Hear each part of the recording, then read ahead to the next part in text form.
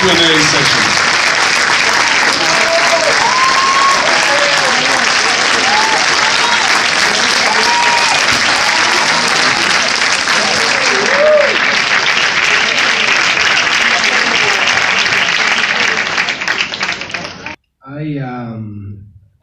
Basically, I just leave. I don't dwell so much on what's going on with me. I just concentrate as I go in the next project. I don't really I don't live my life, taking into consideration fame or all this sort of thing. I'm motivated. I'm very curious. I think life is a big journey, and I try to use this journey wisely so I can learn the most. That's why I've been, como se dice en español, una cara durísima he tenido en mi vida. So always trying to find a new challenge. This experience today is obviously is very painful for me, because there's so many things that I achieved that I wasn't able to share with my parents. The fact that I went back and I created Acosta danza, which the dancers. Do you like the dancers? They're wonderful. No? Really. And now the academy. And obviously, they never met my kids. I had 3 wonderful daughters, and they never met them. And even this movie. So that's one of my regrets. But they, wherever I am, I owe them that, because that's the beautiful of that somebody impact your life in a way, and then you impact others. Like, for instance, Ben Stevenson is here, and we spoke about this. If Ben Stevenson didn't give me the chance to come to Houston, probably they were never going to be an Acosta dancer. And so I make sure that my dancers and also my students know this, because it's been grateful always, because it's about talent, it's about sacrifices, but somebody always had to make a choice, like send help to others. Ben Stevenson is in the house, and I think we'd like to give you a round of applause.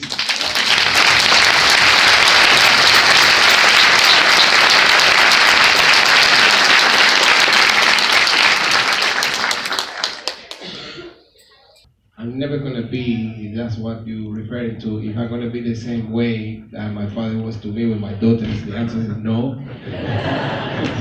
I will allow them to make their own choices, obviously, but my father did his best, and whatever he did and how he did it came from a source of love. But he was born in 1918. It was very hard. The society in which he grew up, and so he just did his best.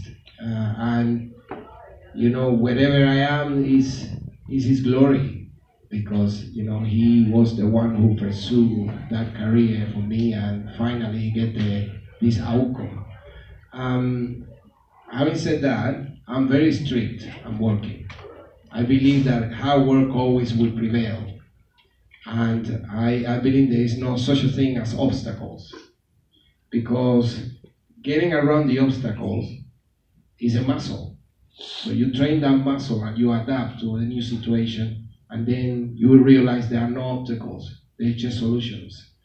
And so it's how you make your brain and your mind tough, because that's what it is. In dance, you need to deal with pain, you need to deal with frustration, with agony. So you need to train that mind. Mind is everything. And so sometimes, believe it or not, the fact that you don't have food, it could be a blessing.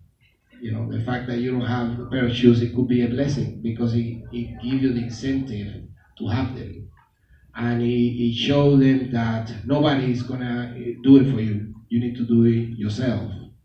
And so that then it becomes an attitude about life. And so that's how I live.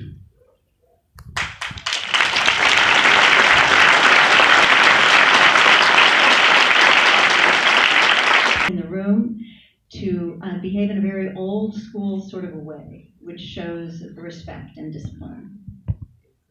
Yeah, no, it's a great work. It gives us a lot of pleasure because we bring these kids for free. We train them, we give them uniform, we feed them, and we even brought a bus to Cuba so that we collect them in the morning and bring them back.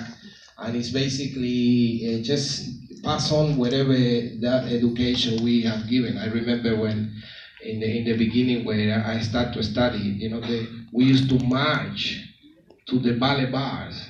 I don't think a lot of people do that these days anymore. So it's like the respect to get into the temple of dance, which is the studio. So we had to march. Then you arrive into your position on the ballet bar and you bow to your teacher.